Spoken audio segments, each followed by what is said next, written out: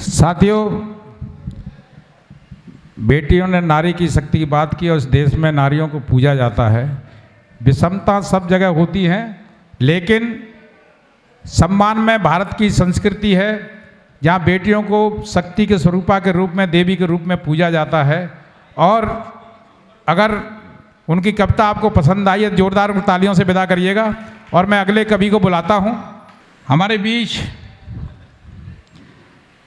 शाहजहाँपुर से कुलदीप शुक्ला जी, जोरदार ताली।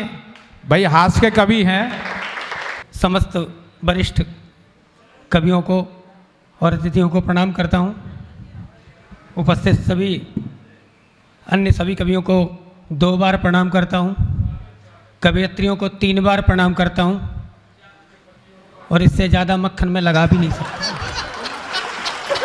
क्योंकि मैं हास्य का कवियों को 5 बार प्रणाम करिए, नहीं तो फिर साष्टांग दंडवत पे नंबर आ जाएगा। इसलिए, और चूंकि मैं दादा हास्य का कवि हूँ, तो ज़्यादा लंबी चौड़ी भूमिका तो अपनी होती ही नहीं है। मात्र 2 विषय होते हैं, या पत्नी होती है, नेता होता है। तीसरा विषय था, वो डिलीट कर दिया। हम पुलिस पर कविता लिख देते थे। दादा पुवाया में हमारे शाहजहाँपुर में कवि सम्मेलन हो रहा था, मैंने पुलिस पर टिप्पणी कर दी। सामने दरोगा जी बैठे हुए थे, उन्होंने रिवाल्वर निकाल लिया और मंच पे ऐसे नंगा मंच के आसपास लहराने लगे। मेरी हवा खराब हो गई, मैंने कविता सब बंद करके चुपचाप खड़ा हो गया। बोले नहीं, तुम कविता पढ़ो, मैं उसे ढूंढ रहा हूँ जिसने तुम्हें बुलाया है। तो ऐसा आप करते नहीं है, तो इसलिए ये सब फालतू की चीज़ें छोड़ दी।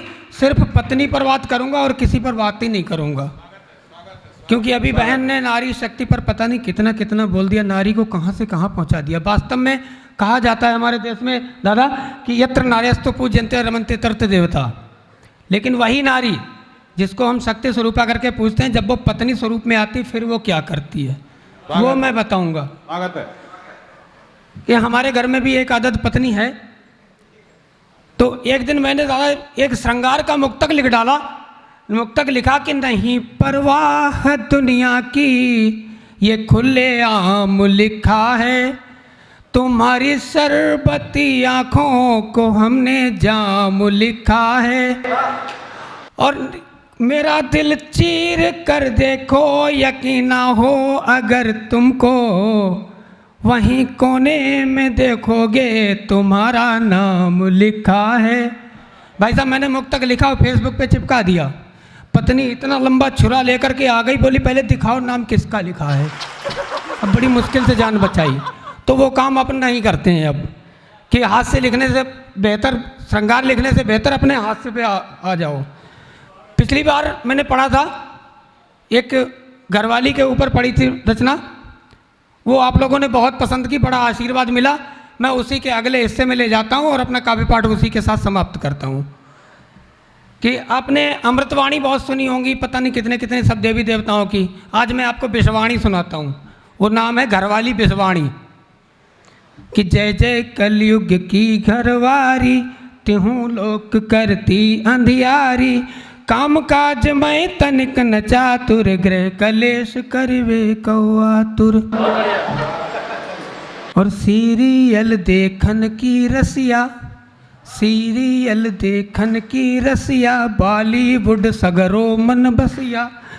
और कहा काम कब हुई नहीं की ना, पति दुख अति दारुण दीना। और जब काहू पे गुस्सा आवे, पति पे सारी खीज बुझावे। चलती राह सदा मन मानी, जैसे हो झांसी की रानी। और क्या है कि इंस्टा पर तुम रील बनाती, बहुत चल रहा है, इंस्टा पर तुम रील बनाती, मंद मंद मुस्कान दिखाती। और खुद को भोली गाय बताती, पति सम्मुख चंडी हो जाती। और खाली करो भुसौरी जैसे, पति की पर्स झाड़ लई ऐसे। सगरो बाजार घूम के आई, केवल क्रीम लिपस्टिक लाई। और आप लिपस्टिक ऐसी लगाई, आप लिपस्टिक ऐसी लगाई, मानव मुँह से तोड़ के आई। और पास पड़ोस से कीन लड़ाई, दीन चुनौती भुजा उठाई। और पति देव चुप खड़े दुआरे, डर में बोलत नाही बिचारे। पत्नी दूपी देव से बच के रहिए आप, यदि वो क्रोधित हो गई बचा सके ना बाप।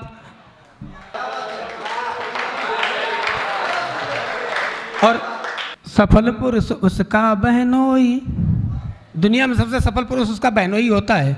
सफल पुरुष उसका बहनोई, जिसकी तुलना करे न कोई। सबसे बेचारा उसका भाई है, चुड़ैल उसकी भौजाई। और जैसे रस की भरी मौसमी, जैसे रस की भरी मौसमी, वो है उसकी प्यारी मम्मी। और जैसे बीमारी कोरोना, वो है बस उसकी सासू माँ। और जगत निकम्मा और आवारा, वो है उसका पति नकारा। इससे ज़्यादा नकारा कोई नहीं होता है। पत्नी बहती धार का कोई न पाया पार, साढ़े साथी की तरह पति पर रहे सवार। और समाधान क्या है कि घरवाली का जगत में काटे न कोई फंद, इसीलिए सर को झुका कर लो आंखें बंद।